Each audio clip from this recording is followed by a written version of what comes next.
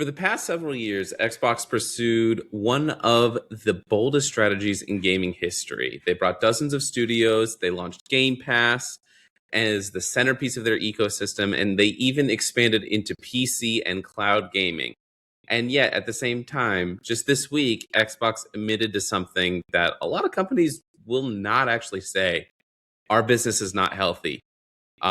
But today we're not just going to be focusing on the layoffs, but we want to look at Xbox as a whole and what that actually means. If this is one of the nails in the coffin for Xbox, or if this is actually going to be something good for the company. We'll talk more about this on today's episode of Dollars, Lifestyle, and Charity, a finance podcast for gamers. Awesome, guys. So we want to be right off the rip and be thoughtful and sad that 3,000 plus people are going to lose their job, 1,600 right away and 1,600 for 2027, going into 2027, I think she said. But after we say that, let's actually dig into the numbers and try to make sense of what led here or where they're going, and talk about the current state of affairs and talk about all the glorious words that Asha put there as her official statement on behalf of Xbox. Which, by the way, on a scale of 0 to 10, what are your thoughts on Asha right now as the leader of Xbox? You know, it's interesting. We've been on the highs and lows throughout the podcast on what we think about her. But my first step when we were talking about doing this episode is I ran the thing. I'm like, is this AI? And I put that through AI, and I'm like, no, this actually looks like it was actually written. This is not AI. This is handwritten. And as I was reading through this, I was expecting a bunch of corporate jargon, but that actually wasn't what it was. It looked like it actually was like thought through properly. And yes, it sucks when you have to cut 3,000 jobs from a company, but it looks like that they're doing it the right way, as much as, laying off 3,000 people is right. But I'm actually pretty pleased with what Asha's been doing so far. Like, I think she's done a really good job so far, and I am pleasantly surprised. 0 to 10, what was her rating when she first took over, and what is her rating right now? Ooh, that's a good question. I knew nothing about her going in, so I'd probably put it at like a 5. I'd put it at a solid like maybe 7.5 right now. I think it is looking good. I think Xbox made the right decision. Yeah, so you think you're giving her an increase in rating after she let 3,000 people go? Yes. Because I think... Well, I'm messing with you. Yeah, me too. But I when she took over the helm, I think I'd give her a 3 based on the little we know about her, right? Because I was like, oh, here we go. AI, the AI head comes over to Xbox, going to make Xbox AI. But I'm not as generous as you. You gave her a 7.5. I'm going to give her a 5. Okay. Because I still think she has to, I'm not saying I disagree with what's happening, but I still doubt where she's going to take it. And I'm hoping, I wanted to keep proving me right. So we've gone from a 3 to a 5. That's a 50% improvement by corporate standards, right? Our public shareholders, hey guys, just so you know, this Nobody podcast has increased our rating of Asha by nearly 100%, 67% if you want to get real specific, from a 3 to a 5. That's a significant improvement. You should buy their stock according to this Nobody podcast. But let's. It remains to be seen. But I, in the end of the day, did this cut have to happen? We're going to get into why it had to happen.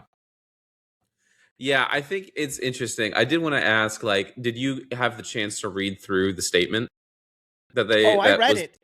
Okay. It's 7 pages front and back. Friends reference, if you watch Friends. No? Okay. No. No. If you're in the chat and you're over the age of 30, you know that reference, you're still one of us. Anyways, it was a really long one, but I think it was more important words than fluff. Yeah, I agree. I was a little bit surprised at them being so blunt at hey, this was the strategy that we were trying at Xbox and it's not working.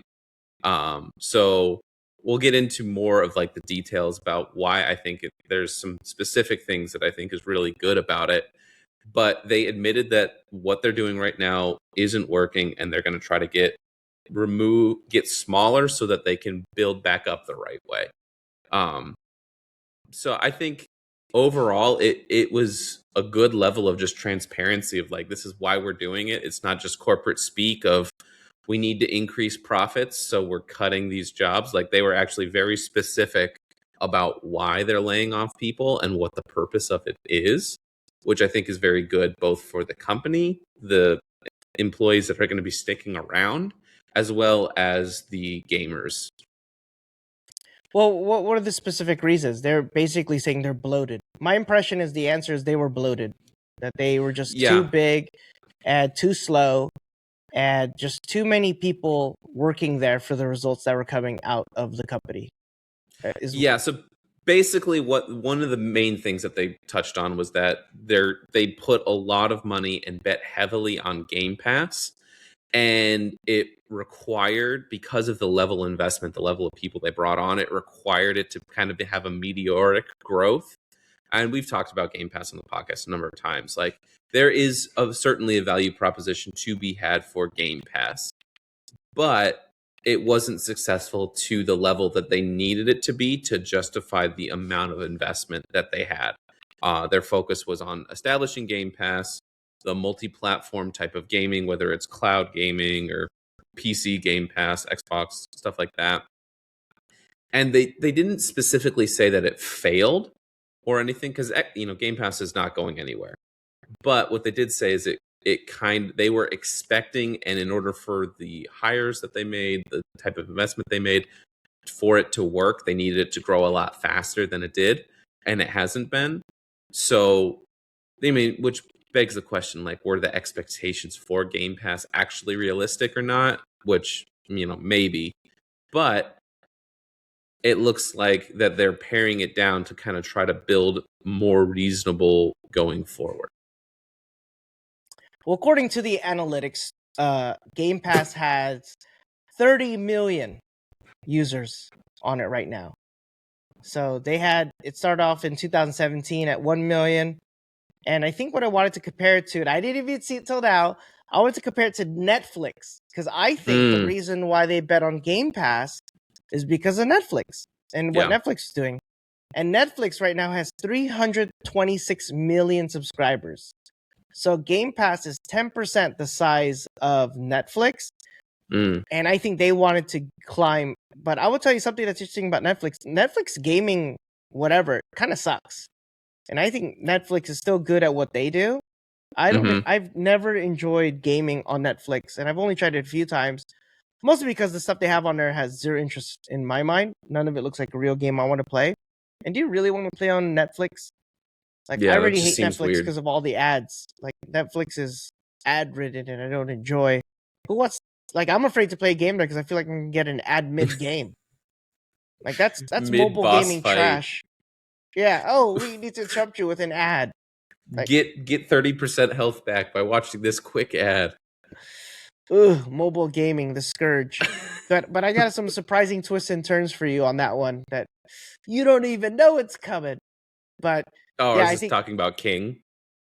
Well, you're gonna see because I'm gonna show my notes for today. So I prepared for today's call today, or for today's podcast. So get ready, guys, for some real numbers, some quick mathicals, and we're gonna see where this is going. But yeah, Game Pass, I think overall was a miss, and I think it goes back to them not understanding gamers want games they want to play, instead of being shoved a million games they don't want to play. And I think that's really Game Pass's biggest failure point, is you're trying to offer us 100 titles when how many games can you play at the same time? The answer is 1, maybe 2 if you're really ADHD. But Game Pass won't work because, unlike Netflix, where you could watch 30 shows in a week, when it comes to a game, really, if you're really a real gamer, you're probably only playing 1 game that week. Maybe 2 or 3 if you have friends and you're a casual gamer. Yeah. But for most dedicated gamers, it's 1 at a time. And I think that's the fundamental problem I have with Game Pass. And why I think gamers have a problem with Game Pass. Yeah, I've had, when I still owned Game Pass, it was nice for a time, but I had, two big problems with it. First, I was trying to play Persona 5 Royal, and I did not realize how massive that game was. And I was maybe like 20, 30 hours into it, which I had barely scratched the surface, which honestly is probably good that it got pulled off Game Pass when it did, because I would not have wanted to spend that much time playing the game. But it got pulled off Game Pass while I was playing, and then I just lost it. And I lost all my progress. And if I ever wanted to go back and like buy the game, my progress was just poof, gone. And then the second is because I played I played Expedition 33 on Game Pass. I don't have any of that saved because I got rid of Game Pass. So if I ever do go back and actually buy Expedition 33, I am legitimately starting over from absolute zero, which, for a game that good, I don't actually mind that much. But for another game that's a little bit more grindy, where with like gear that really, really matters, I probably would have minded a lot. So, yeah, I think there's some inherent problems with it if you're a gamer. Yeah, so I've never bought Game Pass, and actually it's free right now. There's some kind of deal where it's free if you own Discord Nitro, which because I do all of my Reach business on Discord, I have Nitro, but I haven't even... That just shows you how much Game Pass doesn't matter to someone like me, which maybe I'm not your targeted audience. Maybe you're looking for that elusive modern audience. But I'm not interested in Game Pass, and I'm not even doing it even though it's free.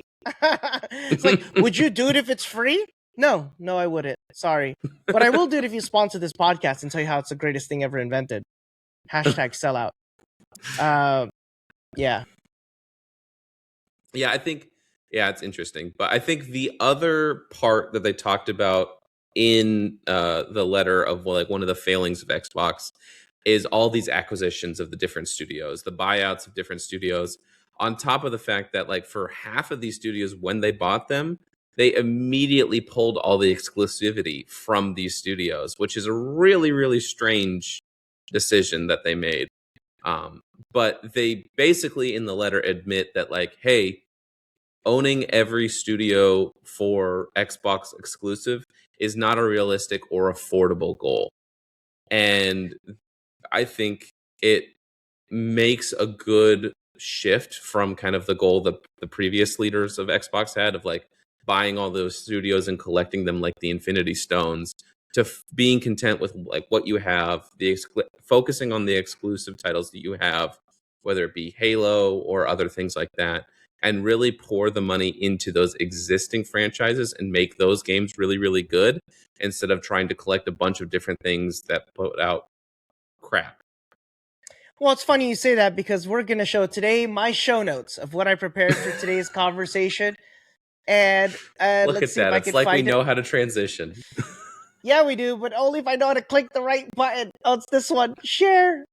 All right. So you're going to see. I wonder if I can make this bigger. Does that work? I can. I'm good. I'm good. You're I got good? it bigger. Okay. Well, okay. So this is going to be the real title of the episode: Xbox Death and Resurrection. And what I wanted to show you are the game studios that Xbox cut, and we'll talk about each one. Okay. So Compulsion Games is one of the studios that they're removing from their list of exclusive studios. They're releasing it into the wild. And Compulsion Studios, what that 25 million is that's how much revenue they've brought into Microsoft since they were acquired. I didn't go into the damage as to how much they were paid for when they were acquired, but for the most part, it's going to be less than what you see.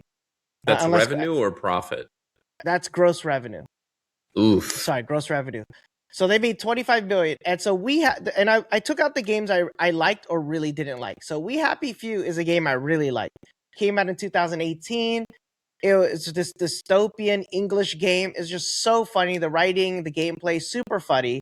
Mm-hmm. It's definitely quirky as the way the game plays. 38 people were needed to make that game, and it sold 1 million copies, so it's a success. South of Midnight, it took 100 people to make a garbage game with a garbage storyline, terrible gameplay. South of Midnight was this Louisiana thing, and it would be so easy to say, oh, it's some kind of race thing, some kind of black thing, but it really isn't. The story is so impossible to follow, and the main hero you play, her abilities are so, what's the right word? I want to say lame, but I feel like I used it already. Is it boring? It's just unimaginative. she fights with like a paintbrush thing, and it's just so the combat's too easy, and it's just not very interesting.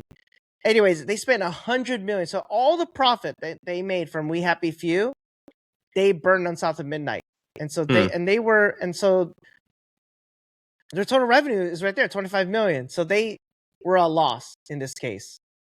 Next studio that they're releasing is Double Fine Productions. 100 employees. Oh, I forgot to put how much Compulsion had. Oh, they had 100 employees as well by the end. And so they've made $60 million gross revenue. And I'm being generous. These are the bigger numbers on the scale. Yeah. And Double Fine is famous for their game Psychonauts, which I don't know if you know it. It's a very quirky game, very weird. I own actual clothing of it because I just find the art style to be interesting. It's a platformer game, interesting.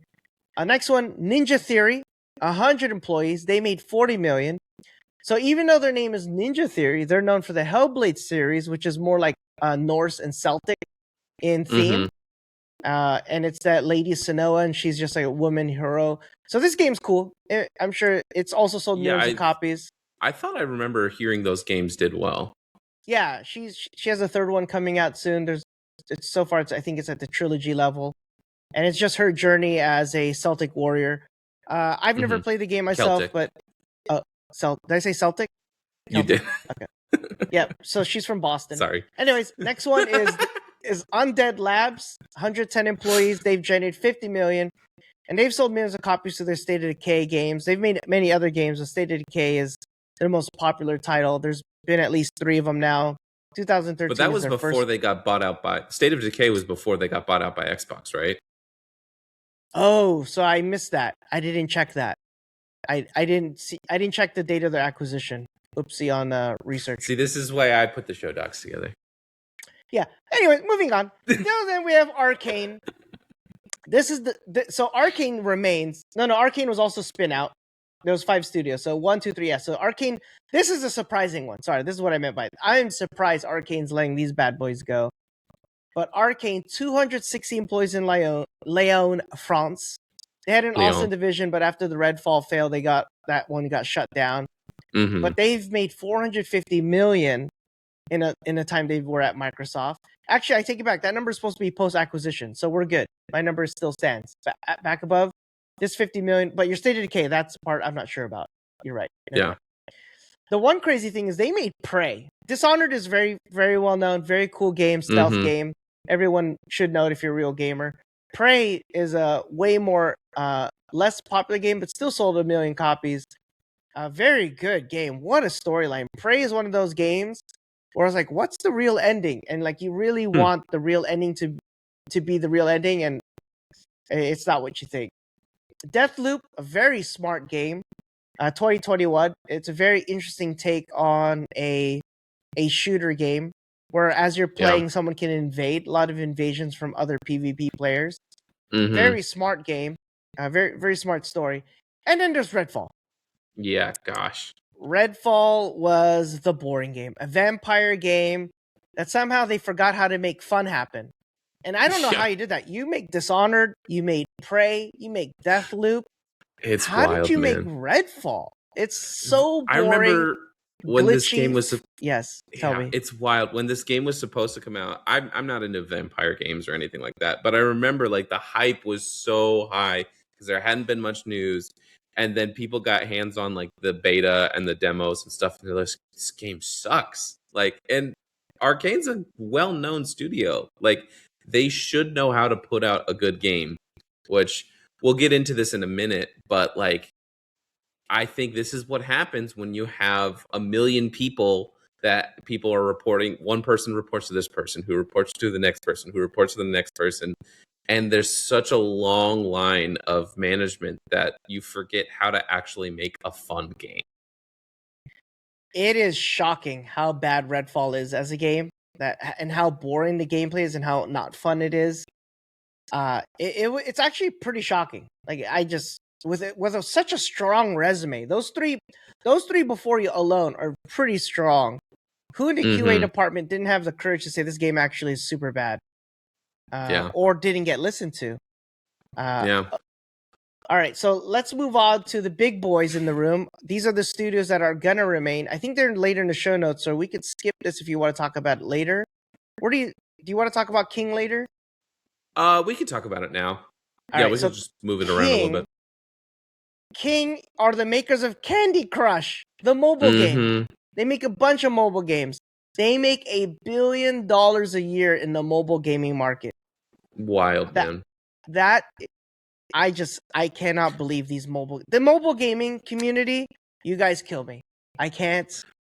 You guys First are of making. all, Yes. why would anyone spend money on a mobile puzzle game? Like, why would anyone ever spend money on Candy Crush just so that you can match your green and orange candies better? I've played 5 levels of Candy Crush, and I get why it's fun. But I'm with you. I don't know why people want to pay. Well, mostly people don't want to pay to lose their streaks. They probably want to pay for extra lives. They don't want to wait for the timer. It's all the typical mobile shenanigans people play, right? You get 3 chances probably, and you have to wait 15 minutes for another chance. Or you could pay. Or, hey, these ads, you want to get rid of these ads? How about these other ads? How about these other ads? You can pay 90, 100. You know, the mobile gamers, they kill me. Mobile gamers kill me. Especially the ones that are part of the $1 billion revenue. It's obnoxious. But anyways, King has 2,000 employees. 2,000. That aren't even part of the greater number that is now 13,000 because 3,000 people are getting laid off. So there's 16,000. There was 16,000 total Xbox employees. Now there's 13,000. According to my research, this 2,000 is not part of that 13,000. It's not included. Oh, wow. No, that 13,000 is core Xbox people. So they have 2,000 people making mobile games to squeeze your wallet so that you can play garbage games on your phone. But they make $1 billion reporting straight to Asha, which I think is good. I think the King is just different from all the other. There's no reason to have Call of Duty and King in the same meeting. No. Like the guys, like there's no reason to have Activision, Blizzard, or that's different. Like I agree to have it separate. I do wish it wasn't doing as well as it is, to be honest with you. I think those numbers are ridiculous. Yeah. Minecraft, Mojang, also owned by Microsoft, which falls into Xbox, has 1,200 employees, also report straight to Asha, and they also make $1 billion a year. So they're making $1 billion with almost half the employees of King, which even though I'm not a fan of Minecraft, and my reasons for not liking Minecraft are, one is very superficial, and one is way more mature, and I think beyond the scope of today's episode, so I won't get into it. But Minecraft makes $1 billion with 1,200 employees, and they will also report straight to Asha. And I think that's great too. They are a platform, right? At the end of the day, Minecraft is literally an entire, completely different gaming platform, environment, community, experience. They should report to Asha directly. There should be a Call of Duty meeting talking about the next Call of Duty. Yeah. It makes no sense. Oh. Yeah, it's interesting. All right, and then I have one more surprise, but we'll save that for later. Back to you. Back to you, Scruffy.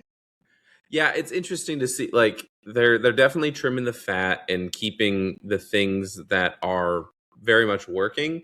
And I agree with you. I think it makes sense that you have the studios report directly to the CEO, which ties into exactly kind of what I think is one of the better parts of this document. Was they pointed out that in some of these teams, they have up to 14 layers of management, where one person is reporting to another person, who reports to another person, who reports to another person, and then so on and so forth to 14 different layers. Like, that just doesn't work. That is how you get that. This is how games get stuck in development hell for 10 years, because someone can't make a decision because they have to report that to their manager, and then their manager has to go to a meeting with these other managers, and then once they get a decision, then that manager has to go to their manager, who then ultimately has to get that approved by the senior manager, who then takes it to the president for final approval. Like, that just doesn't work. What Xbox... I also think you're just real quick comment. I don't actually think it's also just that level. I think there's also garbage layers involved. The DEI hires, the sweet baby nonsense, and all this other modern audience, like commissioned groups that have to give their dumb, like, impact on. None of them are gamers. Approval. Yeah. They're just wanting to give their dumb political messages across instead of making an actual fun game that's fun to play. But yeah, but continue. I just wanted to say part of the 14 has to be some of that nonsense in there. Yeah, probably. But even if like that's 4 layers, you still have 10 layers of like management that you have to go to so you can get final decisions, which just doesn't work. It makes companies lethargic. It makes teams unable to actually make decisions. So one of the things that I think is really good is they said that they're going to be maximizing the layers of management to 5 at most and targeting 3 across all departments where it's possible, where the maximum that the end, like the person who is making art, the final person in that chain is 3 people ideally, or 5 people at max, which that makes games much more limber and able to make decisions faster. But also it means like if someone's working on something that they're actually passionate about, they don't have to wait 4 months to actually be able to start working on what they're working on. They can have a much quicker responses. It's less bureaucracy, faster decisions, and more time actually taken on making the games instead of sitting in meetings and explaining why this is a good idea to make the game. Like, for good games to be made, you have to have people that are passionate about what they're doing. And it's really hard to be passionate about something when you have 13 other people that you have to report to that have a decision and have input and have to have some sort of say in what you're passionately making. Because that's the other thing about this is like there's the politics, the corporate politics of, you can't just say, if someone's reporting to you, you can't just say, great job, keep going. You have to put in some sort of tweak or piece of feedback. So when you're having that many cooks in the kitchen, no wonder all these AAA games have been garbage, because you have 15 people going into how the water works in Skull and Bones, how the protagonist is going to look, how, like, that's just way, way too much. I'm going to tell you a quick story, and hopefully this won't bite me in the butt. But 15 years ago, we had a software as a service. We had 20,000 users on it every month. When I was And 11. we had, right? Oh, great. When you were 11 years old, Old Man River over here was a young spring chicken trying to make his software company grow. And we would have content pipelines, and we would be making stuff. And so it was so funny. We would think of an episode. So there's the product owner, then there's the writers, and then there's the folks who will be recorded, who sometimes are the writers, or there's the technical staff. And we ruminate and think through how to execute. And then there's a moment where they would ask people's opinion. And I, as a CFO, would almost never speak, not because I didn't have an opinion, but because I felt they should be very passionate about what they're creating. And if I, as a CFO, have to come in and give them creative direction, like if they're completely off, I'll say something. If they're going in a very weird direction, I'll do that. But I never gave a creative input, not because you might say, well, are you even qualified to speak on it? I'm like, probably not. But I didn't speak on it because I wanted to make sure that those who actually are passionate about the topic actually got what they wanted across. But what cracked me up was we had a project manager, and this is the part where I hope it doesn't get back to him. They would always speak. And I would just, in my mind, I'm like, your job is to manage the project, but I don't know if you're qualified to talk about the topic that's being discussed right now and how you want it to play out. And it always came off as a power trip that I want people to know that I'm a senior project manager. Yep. And so then I would have to have conversations, right? Because you can't do it there. You can't embarrass them. I'd have conversations later, like, how about we let the creatives be creatives? And unless we really think they're stepping over bound, like let's kind of stay in the lane we're in. Like, you're the project manager, so make sure they hit the deadline, make sure everyone's in the right room, make sure people are hitting the expectations that we hit. Let's make sure that you're finding them when you need to find them. But I don't know if you really need to tell them how to do their job, like, creatively. And mostly I felt that because I thought the person was wrong. I didn't agree with the comments coming out. So I'm like, wait, I don't agree. So anyways, when I hear 14 layers of management, I'm like, how many of that person is inside of Xbox? Oh, Oh 100%. man, it was one of those political moments. It's like, ugh, probably a bad sign. I want to fire you right now, but Yeah.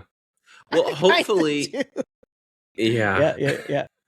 I don't blame you, because like it just, to your point, it zapped all the creativity out of those people. And you also said you disagreed, and they were probably giving them bad advice. And I guarantee that's what's been happening with a lot of these AAA games, that you have these, especially with studios that have made really, really great games in the past. You have an additional 8 layers of management come in all of a sudden, and now they have to put in all of their feedback.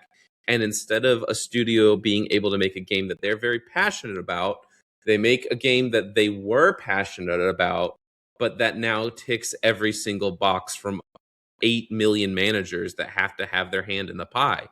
And it just takes away, when we're in the era of these amazing indie games, amazing games from small developed studios that have a clear vision and have the ability to actually work the way that they enjoy, that they're passionate about, and make really great games. So I hope that this is one of the really good signs of Xbox moving forward, enabling their studios to actually make really, really good games. Absolutely. And I do think that there is a little bit. I'm curious to see how the generations play out, because at the end of the day, with a smaller team, a leaner team, 3 layers of management team, that means more people have the rock. And what I mean by that is shooters shoot. If we're in the NBA, Yeah. like, we're giving you the ball, you have to score. And I think a lot of developers, a lot of technical folks, even creatives that are not developers, that are the other designers and back end Mm-hmm. guys, sometimes you can be a little shy. And I don't know if that's going to be communicated, but you got to shoot your shot. Like, we're Yeah. trusting you to make the right decision here. I think I did read it later on that they put this Helen lady in charge of, like, ultimately it's her job to make sure things are executed well. But when there's so much fewer lower levels of management, you need everyone to make sure that they're shooting their shot and actually calling the ball, because you can Mm-hmm. hide. With 14 layers of management, you can actually hide and not take accountability and just cash Yeah. out. Yeah. So when you're leaner, you're way more visible. And I hope that they continue to, or go back to making real games Yeah. and execute what gamers want. I also think that people get lost. Don't let and this is me as a professional CFO, blah blah blah. Don't let the business guys in the room literally call all the shots.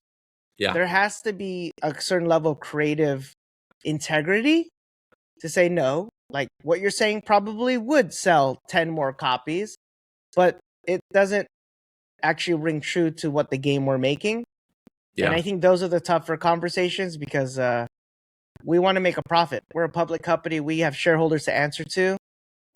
But I tell you, better than shareholders, you have gamers you need to answer to. Yeah. And when gamers, we are more united than ever. When Redfall started pooping the bed, oh, it was over. Everyone was out. Everyone was out. It was so over. It was so over. And GTA 6 has that coming for him. If this thing poops the bed Mm-hmm. and they don't own up to it ASAP, you might see the most epic failure of gaming history. I think it's almost impossible, but AAA studios, they're doing it time and time again, where they don't listen to gamers and they get murdered for it. And Sony PlayStation 2, with what it did with Helldivers, which is with its shenanigans of trying to pull how you can play Helldivers, like Yeah. the bait and switch that they pulled on Helldivers. The community still has not forgotten. Nope. They And it's a still game that everyone loves, but still, there's that one sour note. gamers won't forgive you for when you do stupid stuff, and then now you're laying off 3,000 people because of history of it, and likely more. I actually think this is the beginning. I think they need one more round of layoffs. I think this is when you do these large cuts, you have to do it in chunks, which is why they're doing 1,600 to another 1,600. Mm-hmm. Because if you cut too fast, you will actually cut an artery vein. You'll cut a core vein. Yeah. You didn't mean to. And so they need time to figure out who's actually moving, and they're going to cut again. I think one more round of layoffs. I would guess another 10% can be cut before they're running as lean as they need to. But you can't find all the people hiding. 14 layers of management, there's so many people hiding, trying not to get... Yeah. Well, to your point earlier, you need to find the people that are willing and able to put in the work and take the rock and make risky decisions and go for it. I think one of the things that the 14 layers of management does is it produces safe games that will sell some copies. Like, you're going to have a game that people will buy, whether it's a good game or not. People will still buy it. Removing that, you have to have people that are willing to take risks and actually go for it, which means there's the possibility of failures, but there's the possibility of finding something that's really truly special. And I think that's a wider problem with, like, not just games, but with movies, with TV shows and stuff. There's too many people that have to make something safe that will work instead of taking a risk and shooting for something that could be truly great. I actually think that's the biggest problem with Game Pass. Everything you just said doesn't matter anymore. Because if it's all on Game Pass, it's going to be this weird shell game of what game is hot. Let's put it on Game Pass. Who cares who made it? We just want the monthly subscription. I actually think Game Pass is quite possibly the worst decision for Xbox. I think it's great for consumers, especially for streamers and content creators. You get a bunch of games you can pump content out of. But I have the sneaking suspicion Game Pass is going to turn out to be the biggest failure Xbox has ever made. Because they're going to stop making games. Making a sick game, how do you really know it's sick if it's on Game Pass and you have 30 million subscribers? How do you really know it's a good game other than the fact that it sells in other markets? But you won't actually know because people just buy Game Pass. They won't buy the hit game. And so when you have a bunch of hit games on Game Pass, I feel like it's going to be a moving target. You won't know. Like back in the day, and it still remains to be true, if your game sells 1 million copies in the first year, it's a hit. How do you know anymore? How do you know if they're all on Game Pass that you sold 1 million copies? You can lie, because I think they did that with South of Midnight. Oh, South of Midnight had 500,000 users. You liars! They're on Game Pass. You didn't have. How many people actually bought the game? Right. They played it because it was on Game Pass, and you probably put it front and center and rammed it down their throats and said, "Oh, this is the best game you'll ever play." I'm like, no, it's not, but it's in a prominent position. And then you see the history behind it, right? All the other games they made. Based on the resume of people who made South by Midnight by South by Midnight, I would play the other. I would try it, and then I'd immediately uninstall it once I played the first boss fight. I'm like, yep, this game's for people who've never played this before. No, thank you. Yeah. It's interesting. I think that leads to kind of the last question I wanted to ask is, like, what is Xbox at this point? Because they're not a console company anymore. Like, the core of Xbox is no longer the actual consoles. Is Game Pass the center of Xbox? Is it now the game studios? Like, what is Xbox as a company? And I think I'm assuming Asha probably has an idea of what she wants Xbox to become and what that vision is. But from, like, an outside person looking in, like, Xbox is not a console company anymore. Is Xbox Game Pass? Is Xbox 434 King, Activision Blizzard? Like, what is Xbox at this point? And I don't really know. Did you say 434? Isn't that the Halo studio? It's 341. It used to be 343. Now it's 341. Okay. Well, I've played one Halo game ever. So wait, I want to go to my secret thing before we end this bad boy. Let me scroll down and prep it. It is right. No, professional podcaster, by the way. Wait, where did it go? Oh, did I close it? That's okay. I fixed it. Okay, so share. Oh, here it is. I got it. And what I did is I made a chart, Xbox chart, Game Pass chart. So this is the revenue of Game Pass per month. And the reason why I wanted to show you is think back to what I said earlier. Minecraft makes $1 billion a month. King and squeezes people's cell phones for $1 billion in revenue. Is that monthly or annually? Monthly. It's just the dates are just wacky. It's not showing you each month. It's just showing you. No, I meant for King and Minecraft. Monthly. Are those are monthly? $1 billion monthly? Wait. My gosh. Am I mistaken on that? Hold on. That just seems like a lot to me. Oh, a year. Dollars a year. Sorry. Billion a year. Yeah, billion a year. And so this is Game Pass per the month, and it's making around 400 million a month right now.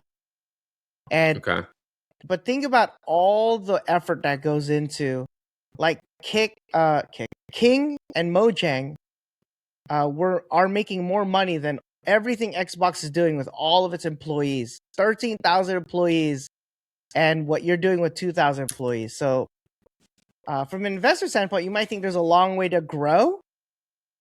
And I don't know.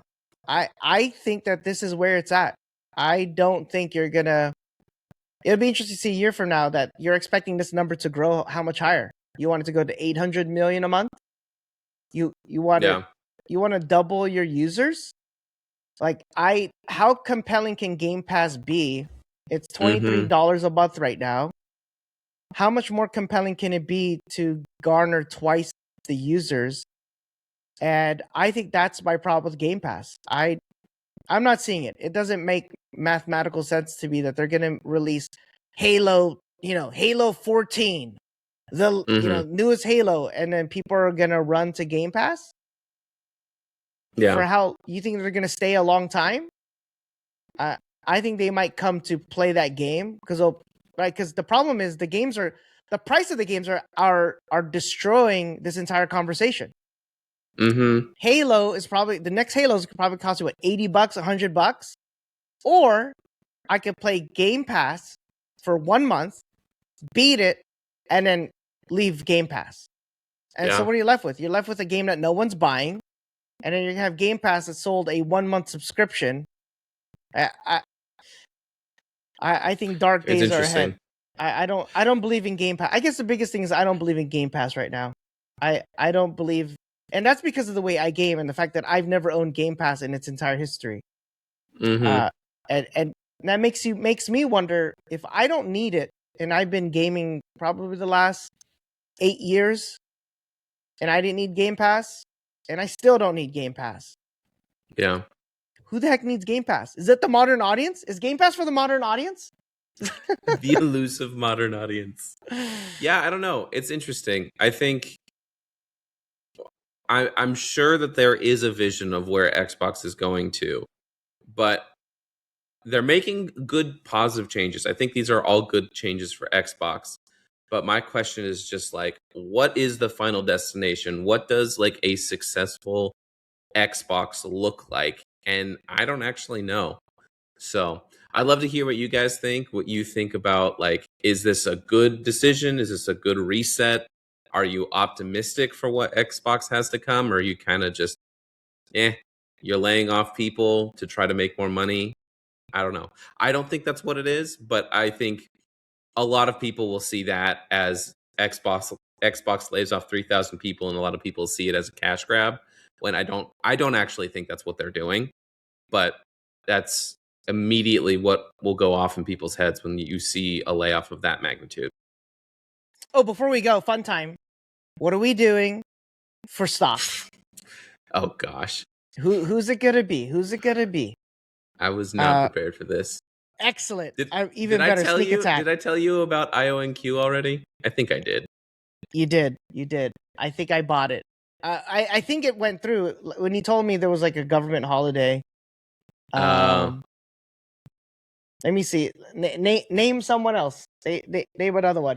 And so, just for the folks in the audience who actually are hearing this part, what I want to do is I want to do a 1 year playback.